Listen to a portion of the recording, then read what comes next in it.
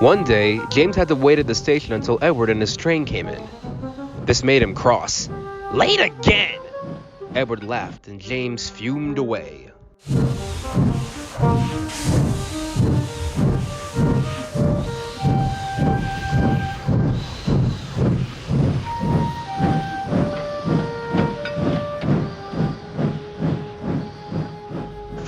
After James had taken his train, he went back to the yard to rest, but he was still in a very bad mood. "Edward is impossible," he grumbled to the others. "He clanks about like a lot of old iron, and he's so slow he makes us wait." Thomas and Percy were indignant. "Old iron? Slow? Why, Edward could beat you in a race any day." "Really," said James, "I should like to see him do it."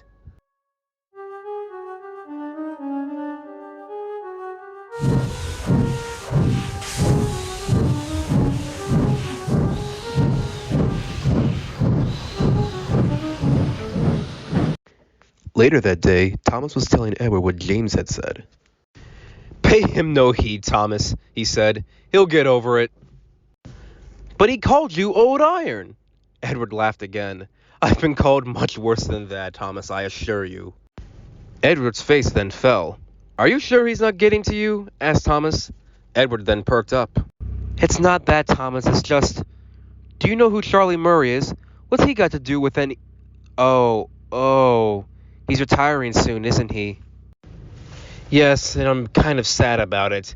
I've known him since he was a boy, and I knew his father. He was back on the Furness Railway with me. In fact, Charlie himself was the one who convinced the driver and fireman to take me out that day." "Really?" asked Thomas. "Yes. I know I'll still see him, but it just won't be the same. Is there anything we can do to make him stay? Short of asking Sir Topham Hatt to keep him on, I can't really think of anything." The next day, James's driver showed up to work under the weather. "Don't worry about it," he said. "I'll be fine, just give me a bit." By the time they got back to the yard, however, he could barely stand, so the fireman uncoupled James till a relief driver could show up. James was very impatient. He waited and waited, but the relief driver never came. His fireman wasn't around either. He had gone off to see the driver home. The signalman, not long after the fireman had gone off, was climbing out of his signal box when he saw two boys dart across the tracks. "Oi! This isn't a playground!" Then he saw it. There was James puffing away down the line. "All traffic halted," called the signalman. Soon after, Sir Topham Hatt had arrived. Two boys were on James's footplate fiddling with the controls. They tumbled off and ran when James started, said the signalman. "Call every signal box on the line." "I already have, sir," said the signalman, "but my concern is Gordon's Hill. Some of our spotters are already calling in saying that James is starting to move quick. At his current speed, he could crash, but since he's on Gordon's express line, he'll have to go over that sharp curve on the other side of the hill," Sir Topham Hatt said. Just then, Charlie Murray came up with a shunter's pole and a long coil of wire rope in his hands. "Charlie, what?" "Sir, I can catch James. I just need Edward." "What for?" asked James's fireman. "There's no time to explain." "Sir, please." "Do it. Jump on the main line and go after him. Charlie, go get Edward and his crew. Norman, you better call the fire brigade and let them know we may need their help." The firemen and the inspector were ready when Edward and his crew arrived. "Good man, jump in." We'll catch him, puffed Edward. James in the meantime was laughing.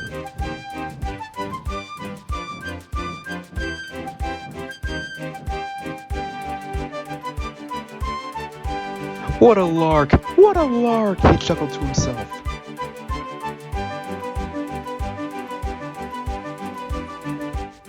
Suddenly, he was going faster and faster. "Driver, shouldn't we slow down?" "Driver?"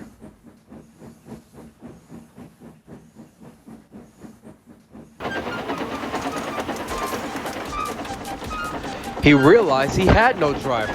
"What should I do? I can't stop! Help! Help!" We're coming, puffed Edward.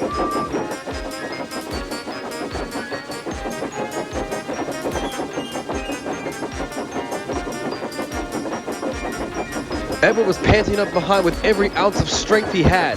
At last, he caught up with James.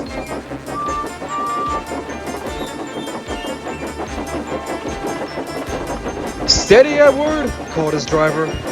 The inspector stood out on Edward's front, holding the noose of rope in the crook of the shunter's pole. He was trying to slip it over James's buffer.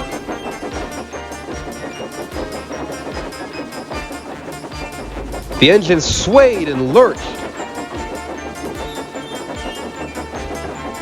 "At last, got him!" he shouted, and he pulled the noose tight. Gently braking, Edward's driver checked the engine speed, and James's fireman scrambled across and took control.